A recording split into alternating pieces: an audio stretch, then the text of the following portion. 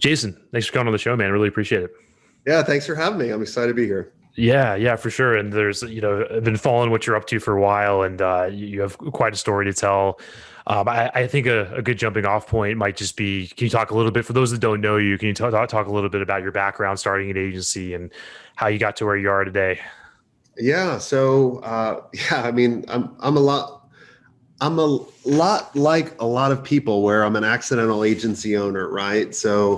I came out of school with a degree, working for Arthur Anderson, and I worked for them for about 6 months. But one of my friends looked like Justin Timberlake from NSYNC, and I created a fake band, fake website called In Shit, and it got popular in '99, and then people started asking me to design websites for them. And that's kind of how I got my start, doing $500 real estate websites or marinas or, whoever came to me. And it was just, the whole business was based on referrals and word of mouth. And, I kept doing that. And then I started getting real serious and then started growing it. And, we grew it to, a multi-million dollar agency over the next 12 years. And then, working with clients like Hitachi and LegalZoom. And then we got to a position where people wanted to buy us and we sold it. And then I didn't know what I wanted to do after. I was depressed because that's all I knew how to do was be an agency owner. And I was just lucky enough that some old competitors reached out, was like, hey, how'd you do everything for Lotus Cars and Hitachi, and how'd you build LegalZoom, and how'd you manage all these team members? And just started putting stuff together for them and helping them out. And I was okay at it. And then I became a little bit better at it. And that's how I kind of got into the space where I am now, just being a resource I wish I had for agency owners. And now I even own another agency right now that we've grown to even bigger than what we had in like 11 months, which is kind of crazy too. So it's a wild ride. Yeah, it's a great story. And to digress a little bit, because I've been thinking a lot about kind of what you started with, the idea of an accidental agency owner and so on, and sort of like how I got, to where I am in my company. And I never thought of myself as an entrepreneur. Like when I was in college, I never thought that would be my track. But all I knew is I didn't want to work in a job, and I would get sick to my stomach thinking about having to go in and kind of do the same sort of work every day. And then somehow, long story short, I published a couple of business books. I ended up in a job, learned some things, and then started this consultancy. Not unlike starting an agency, but it was sort of that accidental thing. Did you? So I guess my question is, did you feel like you were kind of slated for entrepreneurship when you were in college and younger, or is this something that just sort of happened for you? I've gotten fired from every single job I've ever held, so it's kind of a lack of options. But yeah, when I was younger, like I would go on the golf courses and take people's golf balls and sell it back to them. Or go out in the swamp and find the golf balls, or sell baseball cards. So yeah, I was always hustling. Yeah, that's great. So to kind of bring this to what you're working on today, I guess a good question is, you're working with lots of different agencies, and I'd love to just hear what you're seeing. What's worrying your clients, what's keeping them up at night, what are some of the kind of more recent problems you're focusing on these days? Well, back in March, everybody was worried about, the pandemic and everything closing down and all of that. But then, April and May came, and, they realized their business was actually growing, for the ones that weren't focused on, restaurants or tourism, right? Some people had to pivot. But when the world closed down and they couldn't meet, agencies and special digital agencies could actually, or more in demand. So they were actually growing. So a lot of the challenges we see now for the people that we work with, in the mastermind or wherever, they're struggling just to keep up.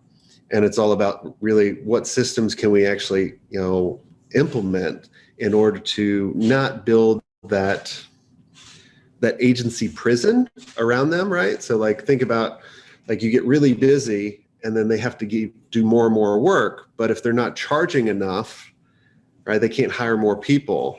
And then it's an endless cycle that they just can't get out of. They're on that treadmill. Yeah, that's a scary dynamic, I guess. And I'd love to dig into the systems a little bit. And obviously, you're not going to be able to figure out a silver bullet for everybody that might be listening. It's going to be contextual. But I guess to give it a constraint, like one thing I've been thinking a lot about is the idea of autonomy versus systems and processes, right? Where everybody's remote. So even more so than usual. And usually you'd want good people to have a lot of autonomy. There's probably even more autonomy that has to happen because you're not in the same room. So you're balancing that with having a repeatable process and system to build something that can scale and be sold and all that good stuff. So I know it's kind of a tough question, but I'd love to hear your thoughts on how do you balance those two things? Well, I mean, I'm glad you mentioned scale rather than grow, because it's two different things, right? Like a lot of people are like, I just want to grow, which means you're just growing your revenue, but you're not growing your profit, and you're just doing probably a lot more work than scale. And what I realized was if I had the right systems, then I could scale. And a lot of people just jump to like a system for prospecting or lead gen right off the bat. And I actually think it's a mistake. It actually makes salespeople's jobs a lot harder if they do that, right? Because think about kind of the core systems, which are, clarity, right? Like, who do you want to go after? Where do you actually want to go? What's the vision?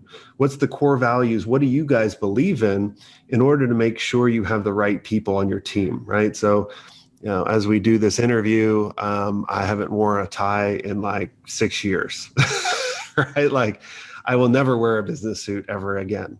That's kind of like, so I'm not like, if I had a bunch of people on my team that wore suits all the time, they're probably not going to like me at all. Or if they came from a big organization that is used to having thousands of resources, our core value is be resourceful and do more with less, right? So they wouldn't match up. So it's about figuring out, who do I want to surround myself with? Who do I actually want to go after? And getting that complete focus. So like picture, a really good analogy that I always tell people is like, picture we're on a boat from New York to London and I'm the captain. Like, I'm the captain now, right? And in that one movie, the Captain Phillips. Yeah. And I tell them, I go, hey, I've been driving this boat for 10 hours. I haven't told them where we're going, but I say, if the boat changes course, come wake me up. Come get me from my quarters. So what happens, if you're driving a boat, the boat changes course like every second. So they're waking me up all the time. Now I get frustrated and I'm like, dude, just go this way. But they're like, you never told us where to go. And right. So you're the agency toll booth where everything flows through you. If I just told them we're going to London, heading 581 or 361 or whatever it is, right? Then they can make a decision for what's better for the agency rather than what's better for them, or always flow it through me. So the first thing is getting that clarity. The second is positioning. How can you position your agency so you don't look like everybody else, like the Me Too agency? Like if you think about, you go to anybody's websites, they all look the same. They all talk about their stupid awards. They talk about how cool they are, how many cups of coffee they actually drank. Like, who cares? And then they show their dogs. But at the end of the day, if you think about the person coming to your website or the prospect that actually needs help, they want you to focus on them. So how can you do that? So you have to ask the right questions. Picture like if we were at a conference and I go, hey, Dan, I'm Jason. I'm the best agency advisor in the world, and I'm really cool. I won all these awards, blah, blah, blah. You're like, you're an idiot. Get away from me. But if I could ask questions and I focus the attention on you, you're going to be like, this is a good conversation. Like, I like this guy, right? So think about how you can do that. Like a good example, if you go to jasonswank.com/about, right? And the first half of the page, I don't mention anything about me. I just ask questions. Do you want to scale your agency? Are you having problems with blah, blah, blah, right? You might be in the right place. I might be able to help you out. And then at the very bottom, I'll go into my story, like after, I've kind of drawn you in. So it's all around positioning. And then the third one is, what's the right offering, right? Like you're a sales guy, you have to make sure you offer the right thing in order to speed the conversation up or speed the sales process up or increase your conversion rate because it's an easier decision. So what's the right offering? What's the right price? And then once you have that foundation, then you can move on to prospecting. And then obviously after that, there's delivery and all this other stuff that other systems. Right. That makes sense. I love the boat metaphor. That's really useful. And there's about a million things I could jump into from there. But first, I want to play devil's advocate a little bit because I couldn't agree with you more in terms of specialization, in terms of finding clarity. But what do you say to the agency that says, you know what, we don't want to get bored. We want something new every day. We want to have something fresh. We don't just want to work on one industry. Like, we've decided to just reject the idea of specializing. Well, what do you say to that agency? Yeah, I'm like, well, great. You don't get bored, but you're not going to be scalable. Like everybody comes to me and they don't want to scare people away. But in order to be the best in their particular industry, you have to be willing to scare 80% of the people away. Now, what happens is they look at these bigger agencies and they look at how big they are now and how many industries they actually service and all the services that they actually do. And they go, well, we'll just do what they did or what they're doing. But they're they're saying the wrong thing. If they wanted to get to their point, they should actually look at how they actually got there. So if you look at Facebook as an example, Facebook came out, they didn't go after MySpace and say, I'm going after everyone, for the people that actually remember MySpace, or Friendster and all those, right? Yeah, Web shots, all of them. All those, right? Mm-hmm. They said, hey, we're going to go after Harvard students and then Ivy League students. They made it exclusive. So they turned down so many people. And then they just started opening it up after they started mastering that particular industry, and then they can actually build there. So the right question to ask is, how did they get there? And then look for those little clues that they left along and then build on that. Don't exactly copy that, but build on that. And then you can get there. But, I've seen many clients fight me over the years for specialization or marketing to that specialization. And then when they come around, it was the best thing that they've ever done. They're like, my gosh, we're attracting all these people and, it's growing and scaling.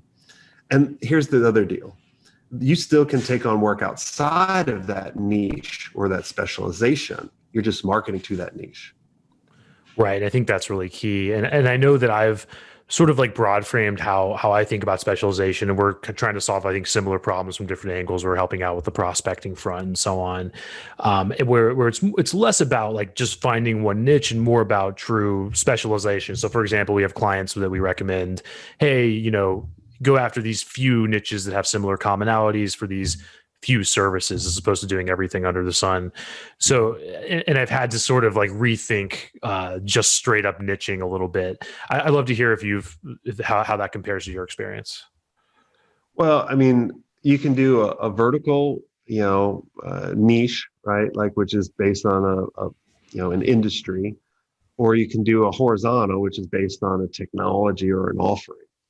Now, if you do kind of the offering or the, service, it has to be new, right? It can't be like, my specialization is WordPress. Like, so is a billion others people, right? Like, then you're just a commodity because you're not really selling that solution. You're going to be taking orders from someone.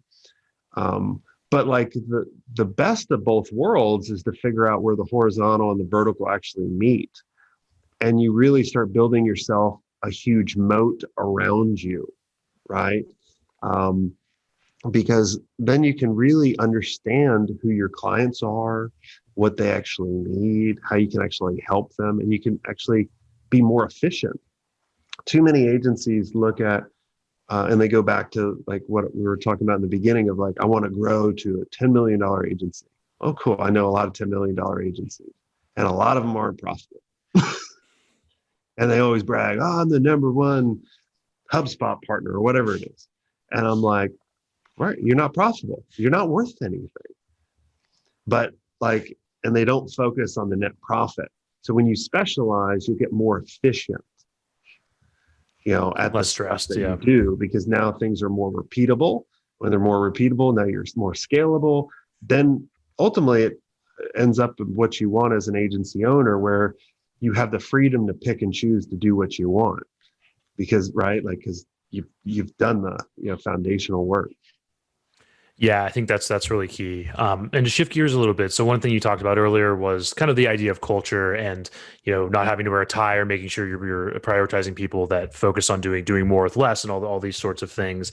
And we're kind of in an interesting position because we've been distributed since day one. I always joke we're kind of like Bane, born in darkness, while everyone else is playing in it, right? So I'd love to hear, how are your clients adjusting to this? How is it affecting who they hire? Like I found, for example, that historically there's a certain type of person that wants to work remotely, and they tend to be a little more entrepreneurial and so on. So I just love to hear, how are your clients innovating? What are you seeing the work kind of getting used to building a culture over things like Zoom and so on? Yeah, I mean, a lot of my clients have gone virtual, and we've had conversations like, do we renew our office lease? Like, I would not want to own a building right now. Like, literally, like we've been given an amazing gift to show you how efficient we can be. Now there is something about having an office and pulling office pranks and that kind of stuff, and what you can build there. But I see a lot of people, doing Zooms and doing creative way. There's amazing software out there where it acts as like virtual office. I can't think of the name now. It acts as like a virtual office, and you can see what people's rooms are and who's meeting, and like you can pop in on a video just like you're walking into an office. So, it's when the world goes through like things like this, there's always innovation that comes from it, which makes us more efficient. I love working remote and being able to work anywhere. Like right now I'm in Atlanta. Most of the time I'm in, Durango. So I think everybody's enjoying it. Yeah, that's what I'm picking up on for the most part. But then there's some clients that I think are really kind of struggling to catch up, but they'll have to figure it out like anything.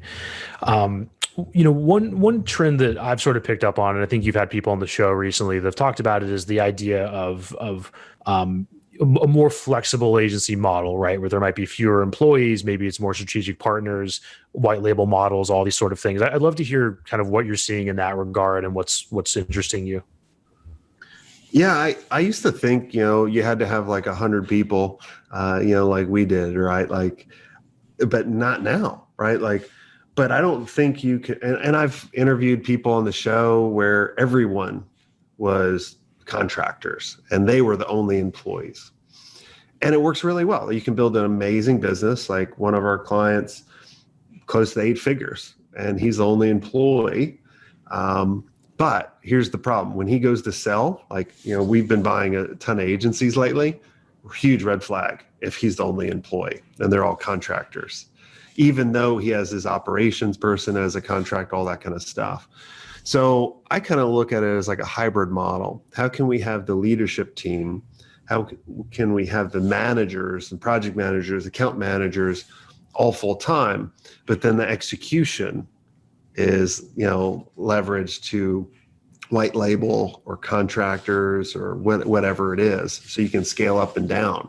Those are the models I see work really well. Yeah, that makes a lot of sense. And then because the AMs, have the client relationship and are doing things that are kind of more ingrained. So that's something we've done a lot too, and it's definitely worked out. And kind of thinking about acquisition, because you touched on that, you've gone through an acquisition yourself successfully. One question that I like to ask people that have gone through that is, what do you wish you had known kind of going into an acquisition back then that you know now? Really find out the true reason why they're buying you, and make sure. It's kind of like, you're going to be working for them for a little bit in most cases. Unless you're like one of my buddies that sold Pardot, he didn't have to, and he just got a big check. I was like, damn, how'd you do that one? Yeah. I was like, you're working out my next deal. Those tech people. But yeah, I was like $100 million cash. I'm like, wow, I messed up. But, and didn't have to work a day after. I was like, damn it. Yeah, so, yeah. But, what really figure out, like, is the culture going to match? Figure out what's the true reason they're actually buying you. and what kind of control or what's your role going to be in that? So when I sold, I was just lucky enough, we sold again 9 months later to a public company. And then that my tour of duty of the 2 years that they wanted me to stay was over because we sold it again. Make sure you're happy with the amount of money you get up front, because a lot of times it's designed for you not to achieve the earnout. So, be careful with that. But yeah, I mean, in the past 11 months, we've bought 8 agencies. And, it has to work out for both parties, right? And it's not like one side cannot win and the other loses. It has to be a win-win. And I think too many people go into it and be like, well, now is a perfect time. We can take advantage of buying agencies because they're hurting, or supposedly they think they're hurting, but they're not. And then they buy like a turd. I'm like, well, you're buying a turd. Like, you put a lipstick on a turd, it's still a turd. So, buy something really good. And then 2 + 2 = 8. And structure a deal where you win and they win. Like, that's possible. Yeah, that makes a lot of sense. And there's obviously a lot of hard work and things you got to get right over time in order to make something saleable. And maybe the answer to this question is no, but I'm wondering, is there anything that is relatively straightforward that tends to kill deals where if you could just say, just make sure you get these ducks in a row, if nothing else, before you go into that process? Well, what usually kills a deal is the owner, right? It's their baby. They think it's worth more than it really is. Like, they've been doing it for 10 years. They focused on top line revenue. Their profits maybe at 10% margins. So maybe so let's say you take $1 million agency, okay, top line. Let's say their margins are 10%. And they're like, oh, well, I'll get a multiple on the million. You're getting a multiple on the profit. And if you're under the $1 million in EBITDA, which is net profit, you're getting maybe 1 to 2x. So now your valuation of your agency goes down to 200,000, right? And it's like, so usually they kill the deal. But, if you want to know kind of what you need to get over in order to really get a good valuation, get over $1 million in net profit. And usually the multiple's around 5x. So like what we'll do is we'll come in, we'll say, okay, if you're over $1 million in EBITDA, we'll give you a 5x multiple. So we'll tell you you're worth $5 million. And then what we'll do is we'll give you half cash up front. So you're taking, $2.5 million of chips off the table, guaranteed. And then the other 2.5, we're putting in the new equity. So when we go public in the next year or two, you're getting 10 times that. Now that's not guaranteed. So you have to be happy with the 2.5 that you get. So that's what I tell people, and really kind of look at the important KPIs, look at EBITDA, look at monthly recurring revenue, look at your average contract term, your churn rate for your employees, your clients, look at your cash flow, how big's your pipeline. Like those are the KPIs that we're looking at on a high level, and really to tell us how healthy is this organization, because we only want to buy healthy organizations. We don't want to buy a turd. Right. That makes a lot of sense. And I think that a lot of our listeners, are behind agencies, some of which have been around for maybe even decades at a time, and are at a point where they know they need to reposition themselves. They're not sure how. And a big part of that is kind of like getting out past referrals, personal networks, the personal orbits of the owners. And then they're presented with this giant buffet of marketing and sales options, and team members that are oversaddled with work and don't have enough hours in the day and all that. So I'd love to hear your thoughts on that. Like what's the first steps an agency like that can take to get to something that can scale and, can be saleable and so on? Well, it's all about the systems that you have in place. Like, we've talked about, up to, the process, like the positioning. Now, like you have to think about, all right, how do we get the right clients that we really want? And how do we get outside the referral? So I look at it as kind of 3 pillars, right? You have to have an inbound channel. Like, what are you creating where you're getting leads coming to you on an ongoing basis to build the pipeline? What's the outbound channel, right? This is where you guys come in. Like, how can we build a sales team? Like I interviewed the gentleman on the podcast not too long ago. And He had 100 at the time. He was an 8-figure agency. He had 100 people, and 50 of them were salespeople. I'm like, wow. Yeah. I was like, holy cow! Like when we A were lot of that big, psychos to manage. No, I'm right? just I was like, kidding. when we were that big, it was like 3 or 4 people we had Yeah. on sales. Yeah. But that made me think. I was like, that's a huge sales organization, which that's why they're growing at such a rapid pace. But yeah, that'd be a lot of headaches to manage too. So it's a little on the extreme. So, but you have to have an outbound channel that, how do you reaching people? And then the third pillar is strategic partnerships. Who else is going after your market? Technologies, associations, publications, influencers, those kind of things. How can you actually help them out? And so then you build this huge ecosystem where you're constantly building this pipeline up where you can pick and choose. And if you're picking and choosing, they're already paying the rates that you need in order to bring in the team to deliver the amazing results. And then it's all about looking. And it's a lot of times when I come into an agency, and we start looking at stuff, it really comes down to they're not charging enough, which affects everything. Or they're doing something that they really can't deliver on, but they've done it because people have asked. And so a lot of times, like as you're climbing a mountain, the path is not directly up. Sometimes you have to zigzag, backtrack, and sometimes you have to reset or say, I don't want to climb that mountain. Let me go climb another mountain before that one. And I think a lot of times people have a hard time to figure that out. Like, I can reset the game. I can repick a different mountain to climb rather than commit to climbing Mount Everest as your first mountain, which you're probably going to die in the death zone. So like go climb something half as tall, which is still a pretty good accomplishment.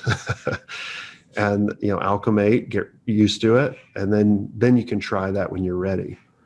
Yeah, that's great advice. And I think this might be another tough question, but I'm curious how you think about planning because if you've ever read The Dip by the Seth Godin, the idea is you don't want to quit in the dip, right? So you want to give each one of these experiments enough time to play out, but at the same time you want to be able to be agile and shift things up and pick new mountains. So I'd love to hear how you ask your clients to think about planning and how you kind of go about that, if that makes sense.